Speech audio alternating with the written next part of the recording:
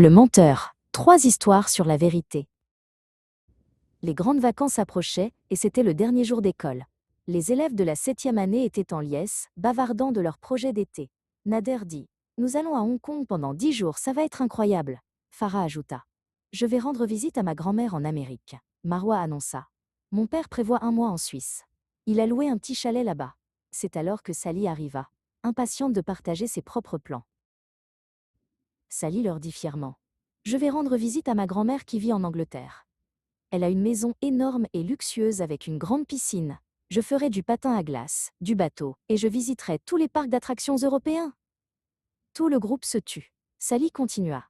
« Et j'achèterai un manteau de fourrure très cher. » Marwa demanda.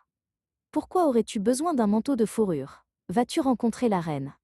Sally ne rit pas. En réalité, elle mentait à ses amis juste pour attirer leur attention. La cloche sonna, marquant la fin de la journée. Sally, distraite, sortit directement, puis réalisa qu'elle avait oublié son sac dans la classe. Elle se précipita pour le récupérer. Trouvant la porte entr'ouverte, elle entendit Nader, Farah et Marwa, qui parlaient et riaient à l'intérieur. Elle s'arrêta pour écouter. Nader disait « Quelle fille ridicule, Sally. Elle invente toujours des histoires. » Farah ajouta « Elle nous prend pour des idiots. » Marwa confirma « Elle m'a dit elle-même que sa grand-mère vivait à Bombay, pas en Angleterre. C'est une menteuse. » Sally ne prit pas son sac. Elle courut hors de l'école, les larmes aux joues. Elle se dit « Suis-je si méchante pour que tout le monde me déteste? Je ne faisais que plaisanter. Pourquoi se moque-t-il de moi ?» Arrivée chez elle, elle trouva son père regardant la télévision. Elle lui raconta tout, il lui expliqua gentiment. « Tu as voulu attirer l'attention, ma chérie. Tu as eu l'impression d'être moins bien qu'eux, alors tu as inventé des mensonges. » Sally hocha la tête, soulagée. Son père lui conseilla. « Explique-leur ce que tu as ressenti. Ils sont tes amis, ils comprendront. » Le menteur perd la confiance des autres. Pendant la récréation, Jasser, Ali et Tamer jouaient dans la salle de classe. Jasser donna un coup de pied maladroit au ballon vers Tamer en criant « Attrape !» Tamer essaya, mais le ballon frappa un grand vase en verre posé sur le bureau du professeur. Le vase se brisa en petits morceaux, répandant de l'eau sur les papiers du professeur. Terrifiés, Ali et Tamer s'enfuirent.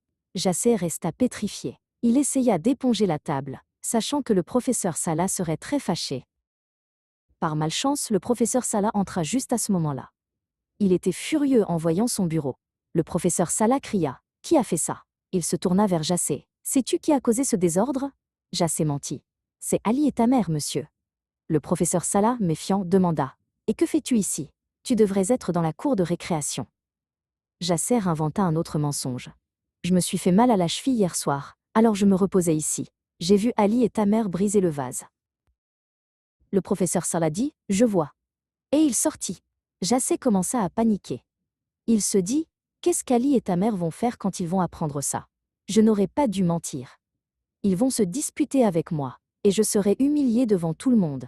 Quand le professeur saura la vérité, il appellera sûrement mes parents pour leur parler de mon mauvais comportement. » La récréation se termina. Ali et Tamer revinrent, suivis du professeur Salah. Le professeur dit à Jasser « Tu es un menteur. Ali et Tamer m'ont dit la vérité.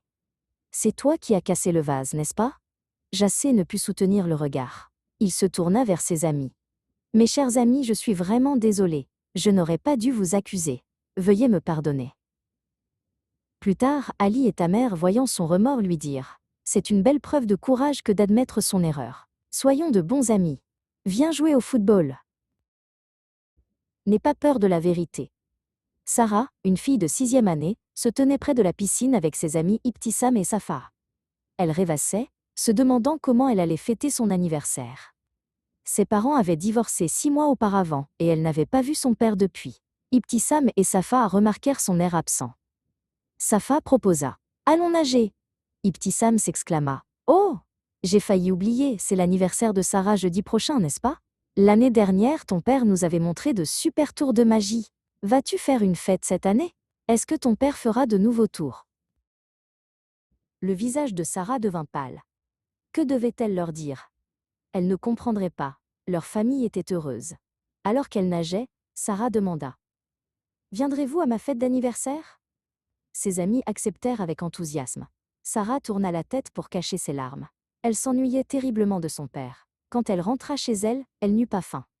Sa mère s'approcha. « Chérie Sarah, dis-moi ce qui te tracasse. » Sarah dit, « Mes amis vont venir pour mon anniversaire. » Sa mère sourit. « Ce sera charmant. » Au moment de se coucher, Sarah confia à sa mère. « Mes amis ne savent pas que papa est parti.